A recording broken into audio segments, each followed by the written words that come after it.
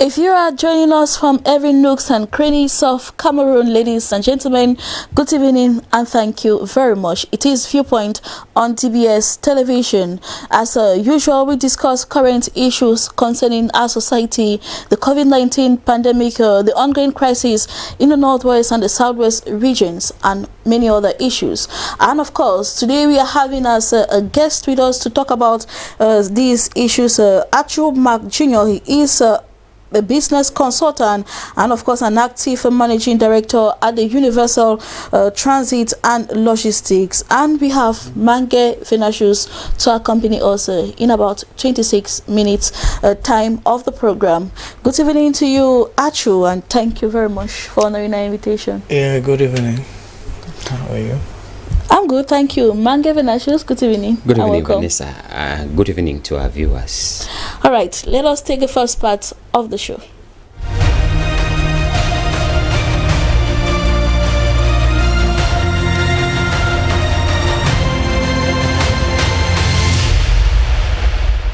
Once more, welcome back. If you are watching us from the Bama Inubu division, it is Viewpoint. Our first question tonight is recognizing the place of traditional doctors in the fight of COVID-19 in Cameroon, not late. I'll begin with you, Ashu. Yes or no? For me, I'll be partial about it. It has a strong point for yes. It has a strong point for no too. All right.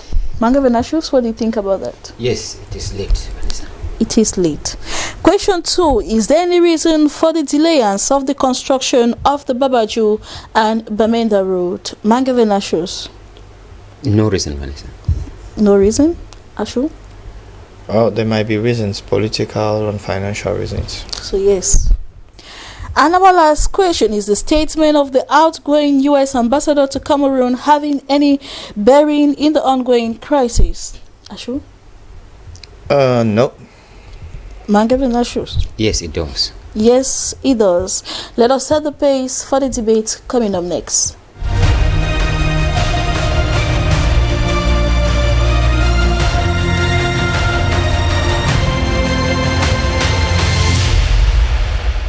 In the first question, I begin with you, Achu Mark Jr. Once more, thank you very much for joining us. You said partially yes, recognizing the place of traditional doctors in the fight of COVID-19 in Cameroon is a little bit late. I didn't say yes or no on that particular question, is because is there even a fight for COVID-19? Logically, I don't see any COVID-19 in Cameroon, so I don't even see the reason why we are carrying on a fight for something that doesn't exist in a particular region.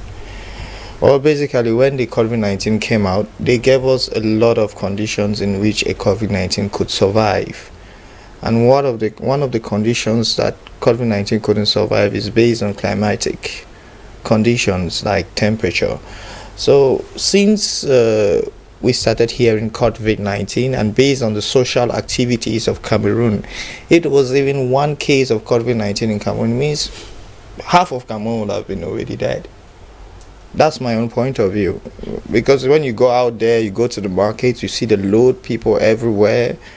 People are jam-packed. The people still go out as if they do not care, and they don't even put on the masks anymore. But you don't hear people dying. At the end of the day, you ask yourself, that is the disease real or not? But when you look at the process in which the disease take out people in other countries, it's really a pandemic.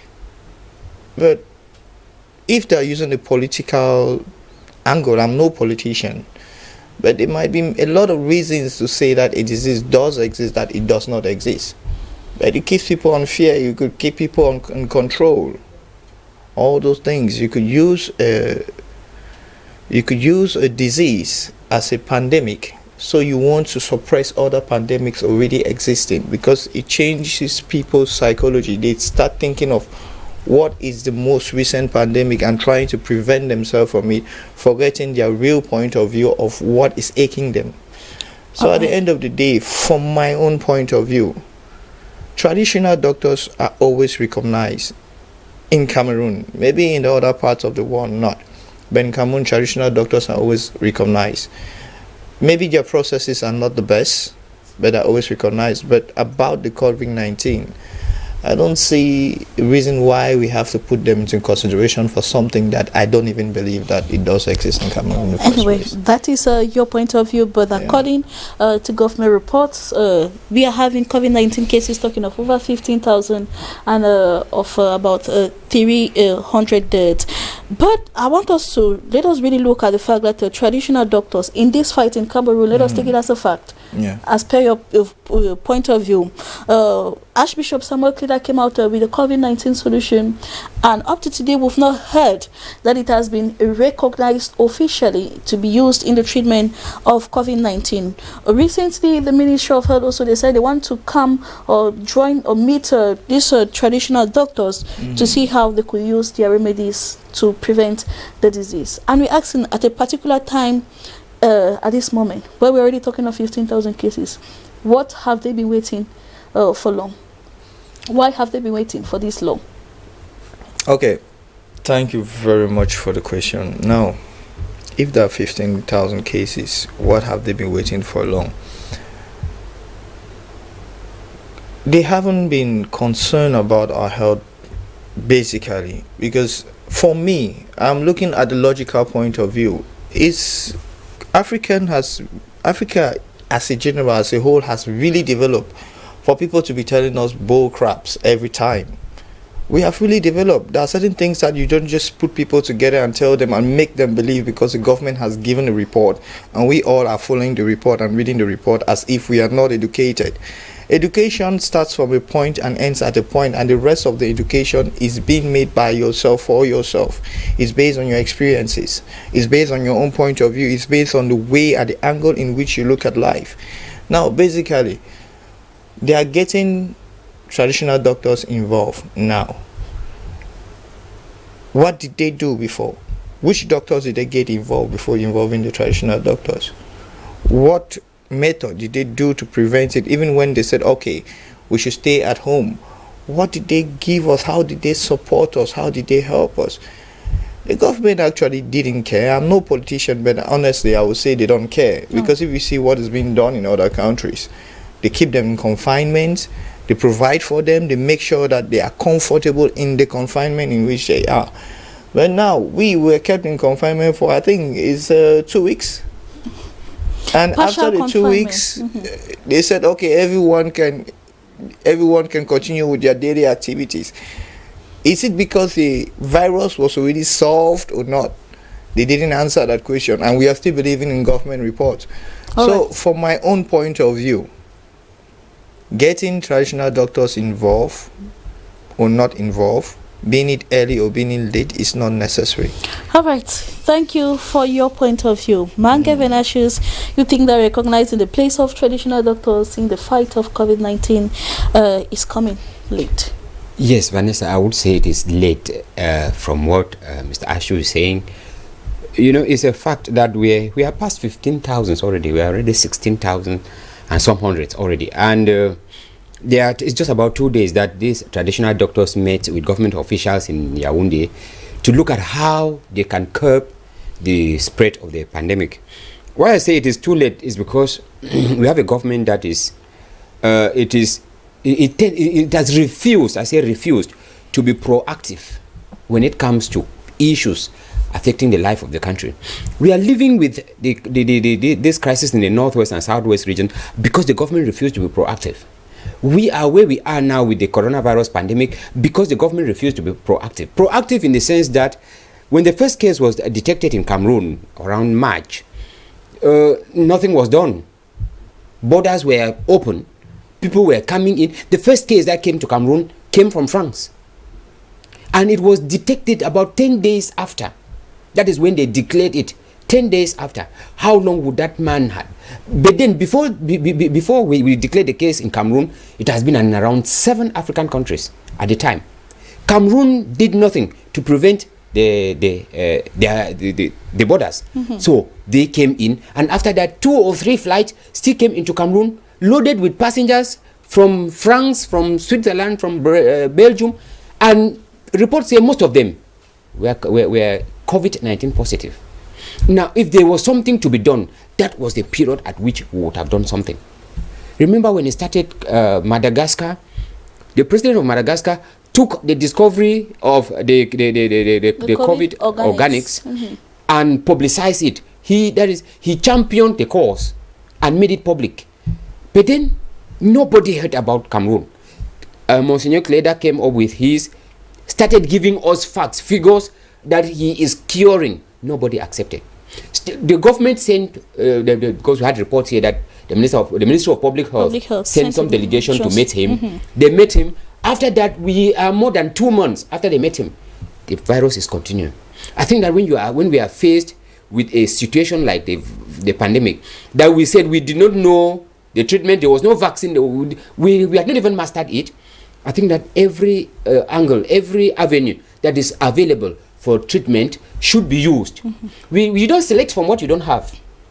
I think that we select when there are chances already. But when there are choices, when we don't have anything to select from, I don't see what the government was hanging on. We neither had at the time they were talking of chloroquine, we neither had it. We were not producing it.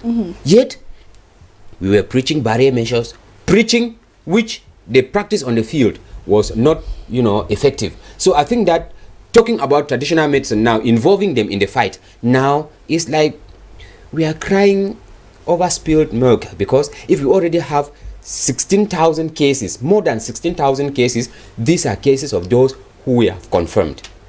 We don't know how far the virus has gone into the country, because we have not carried out any mass testing. So I think that we are late when we are talking about coronavirus with traditional doctors. Thank you also for your viewpoint, Mangev and Ashus. Ashu, in our second question, you think there is a reason for the delayance of the Babachu-Bamenda highway, that is the main road leading into the northwest region. You think, and you said in the first part of the show that for some political or economic reasons, you think why it was delayed in constructing that road. Yeah. I think there are reasons, but from my own point of view, the government might know the real reasons, or the contractors involved might know the real reason. But from my own point of view, economically, Cameroon has a lot of projects that are ongoing right now. A lot of projects, in the country, the two most important places of the country is the capital and the economic capital. It's the front view of the country. And based on all what is coming in the future, the African Nation Cup, Cameroon needs to get ready. That's why you see a lot of public works going on in Cameroon, in Douala right now, and in other parts of Cameroon. So they have a lot of things to put in play.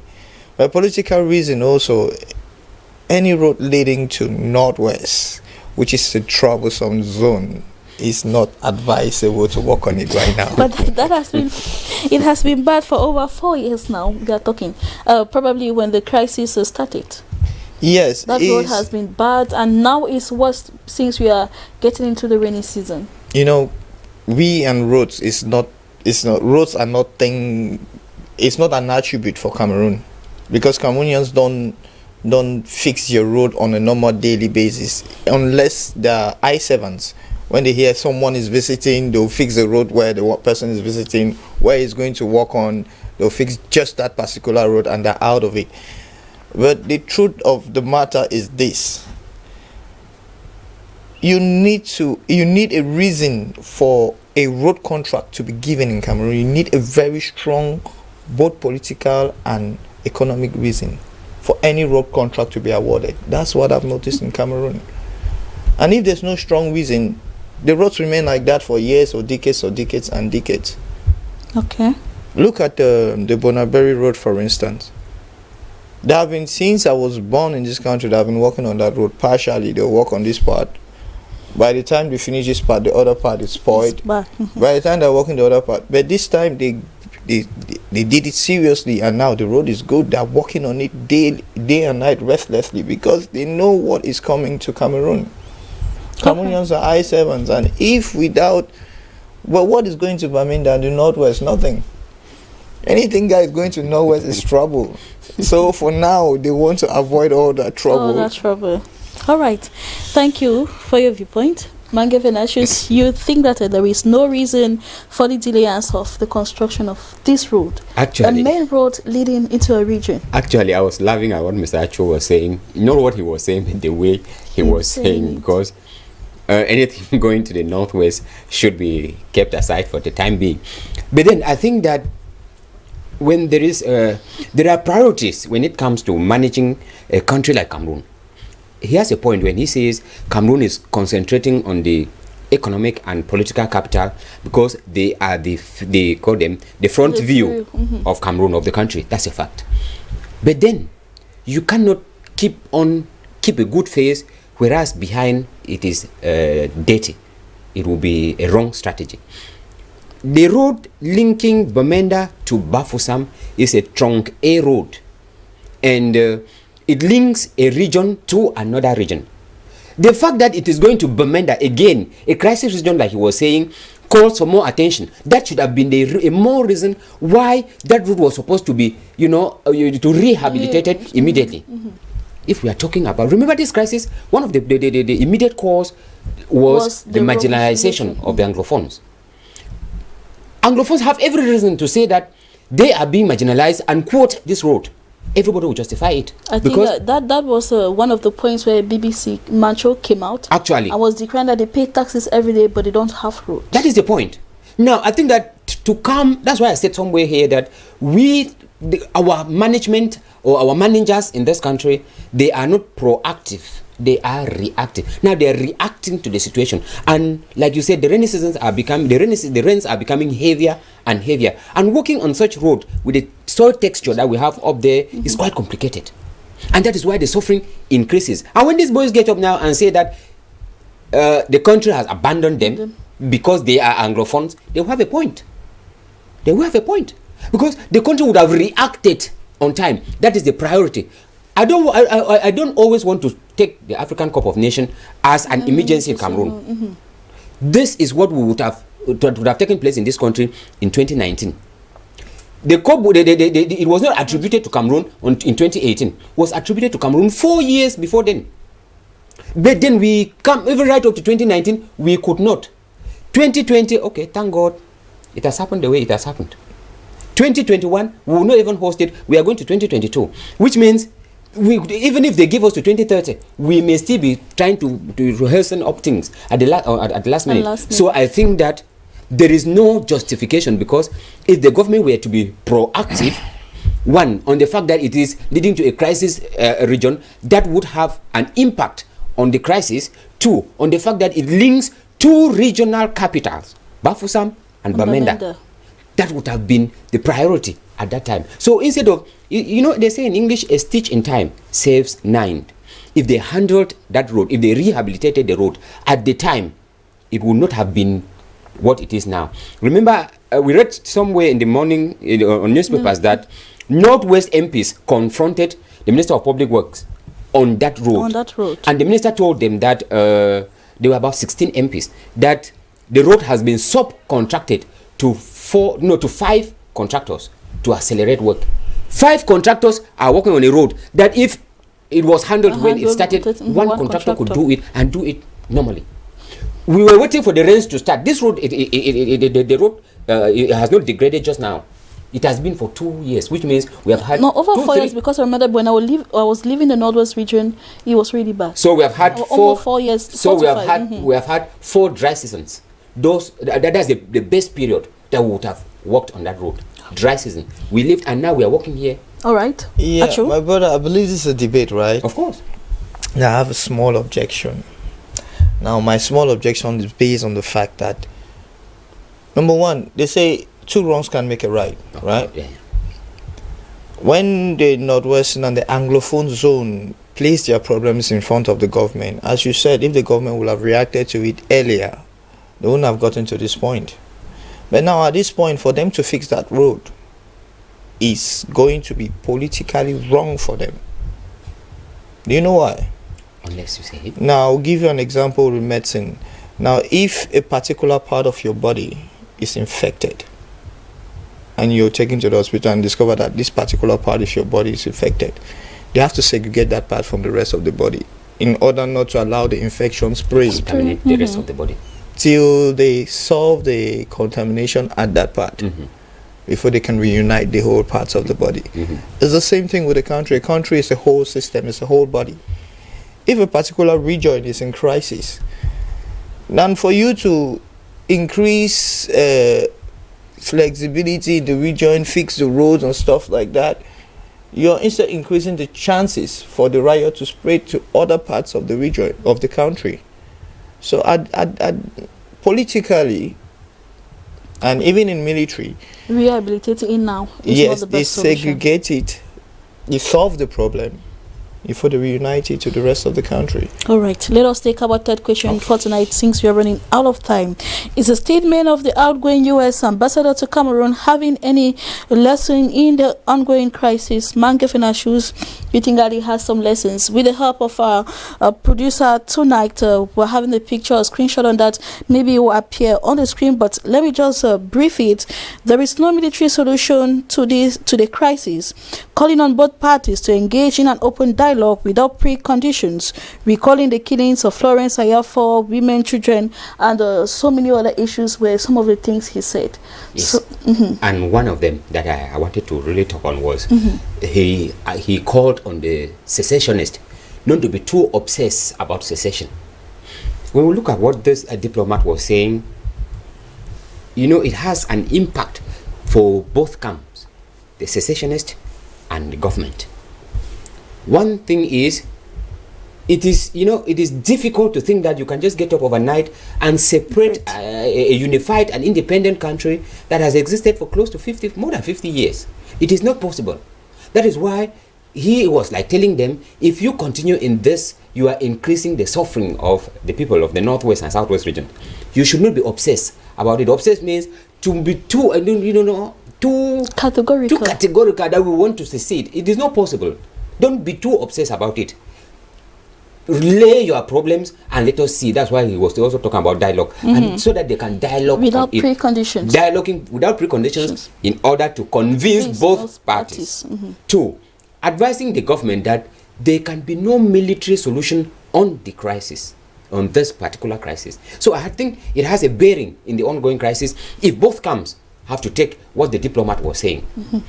He raised the issue of dialogue, raised the issue of the use of no force, military, and then he was raising the idea, advising secessionists not to insist on the fact that they have to secede. I think that if we put this we reflect on this, you will discover that it will calm the situation, because both camps, at the time where we are now, there is no way to keep insisting on saying that we will use force.